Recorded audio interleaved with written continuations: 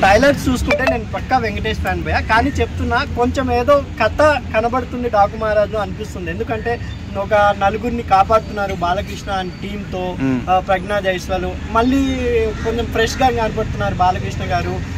పాపని రక్షించే సమయంలో ఫైట్స్ ఎవరు అంటే మైకల్ జాక్సన్ అంటున్నారు, మళ్ళీ ఇంకొక చోట నానాజీ అంటున్నారు, ఇంకొక చోట డాకు మహారాజ్ అని అంటున్నారు.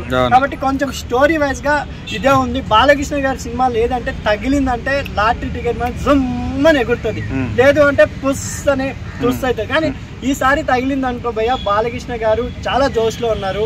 అఖండ కానించి అన్స్టాపబుల్ కానీ, మొన్న రిలీజ్ అయిన వీరసింహారెడ్డి కానీ, భగవత్ కేసరి కానీ, సినిమా భగవత్ కేసరి కూడా రిలీజ్ అయిన కొత్తలో ఎక్కడో కొంచెం అనిల్ రావు ఇప్పుడు కామెడీ తగ్గిందన్నా కూడా బాలకృష్ణ గారు సినిమాలు లేపారు.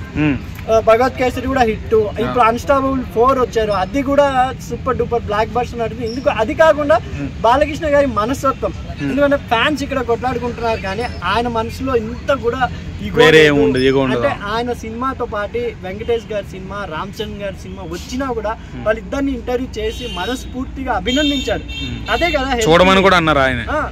మా సినిమా కూడా మీ సినిమా కూడా హిట్ కావాలని ముగ్గురు హీరోలు అనుకుంటున్నారు. ఇక్కడ ఫ్యాన్సే అర్థం పట్టం లేకుండా అంటారు. ఇప్పుడు మీకు రూపాయి కూడా లాభం లేదు, ఎందుకు ఫ్యాన్స్ వారు మీకు వాళ్ళు ఏమన్నా ఫుడ్ పెడతారా? ఫ్యాన్స్ వారు ఎందుకు? ఈరోజు గేమ్ చేంజర్ కూడా సినిమా పొద్దున్నే 7 o'clock అయిపోయిందో లేదో నెగిటివ్, మొత్తం నెగిటివ్స్. సినిమా దొబ్బింది, సినిమా బాగాలేదు, అదే సినిమా చూసి పోయాలి. ఏదైనా అంటే సినిమాని నమ్ముకొని చాలా మంది ఉంటారు. నిజంగా అది అటర్ ఫ్లాప్ సినిమా అంటే చెప్పండి. సినిమాలో కాన్సెప్ట్ ఉంది, చాలా గేమ్ చేంజర్ లో రామ్ చరణ్ గారు ప్రాణం పెట్టేశారు. ఇప్పుడు సినిమా పరంగా ఎవరికి ఏం నచ్చుతుందో మనం గ్రహించలేకపోతున్నాం. అలా శంకర్ గారు కూడా ఎక్కడో అవుట్. డాకు మహారాజ్ ఏ విధంగా మ్యాజిక్ చేస్తాడు అనుకుంటున్నారు? డాకు మహారాజ్ లో కూడా వెనకాల ఏదో ఒక బ్యాచ్ కి బుల్లెట్లు షూటింగ్ నేర్పుతున్నాడు కదా, లైక్ గన్స్ తో కలుస్తున్నట్టు. ఇంకోటి ఏంటంటే డాకు మహారాజా హిట్ అవుతుందంటే ఏంటి అంటే బాలకృష్ణ గారు ఒక కొత్త డైరెక్టర్ కి ఛాన్స్ ఇవ్వడం. ఎందుకంటే బాబీ గారు చెప్పారు బాలకృష్ణ గారికి చేయడం నా కళ, చిరంజీవి గారితో చేసేసాను, వెంకటేష్ గారితో చేసేసాను, బాలకృష్ణ గారితో కూడా చేయాలి అని ఒక కళ. ఎందుకంటే ఎన్టీఆర్ గారితో కూడా చేశాను జైలవ్ కుష అని ఆయన చెప్పారు ఇంటర్వ్యూలో. బాలకృష్ణ గారు చాలా అద్దరుగొట్టే యాక్టింగ్ చేశారని ఆయన చెప్పారు. కాబట్టి ఇన్పుట్ లో మన తమన్ గారిని కూడా మ్యూజిక్ బ్యాక్గ్రౌండ్ మ్యూజిక్ ఇచ్చేటప్పుడు తీసుకెళ్లారు బాబీ గారు, అంటే ఫేస్బుక్ ఫ్యాన్స్ కోసం. బ్యాక్గ్రౌండ్ మ్యూజిక్ అయితే అద్దరు కొట్టేసిన డన్ డన్ డన్ డన్ అని తమన్ గారికి పూనకాలు వచ్చేస్తాయి బాలకృష్ణ గారు అంటే. అలా మొత్తం సూపర్ బ్యాక్గ్రౌండ్. పాప సెంటిమెంట్ ఏమైనా లాంగ్ ఉండబోతుంది అంటారా? చాలా ఎక్కువ డైలాగ్ ఇచ్చారు పాపకి. అఖండాతో, లెజెండ్ తో, భగత్ కేసరి చాలా సెంటిమెంట్ కలిసి వచ్చింది. దీంట్లో కూడా పాపకు చాలా ఆమె కింగ్ ఆఫ్ జంగల్ అమ్మ అనే చెప్తుంది. చాలా ముద్దుగా ఉన్న డైలాగ్స్ కూడా.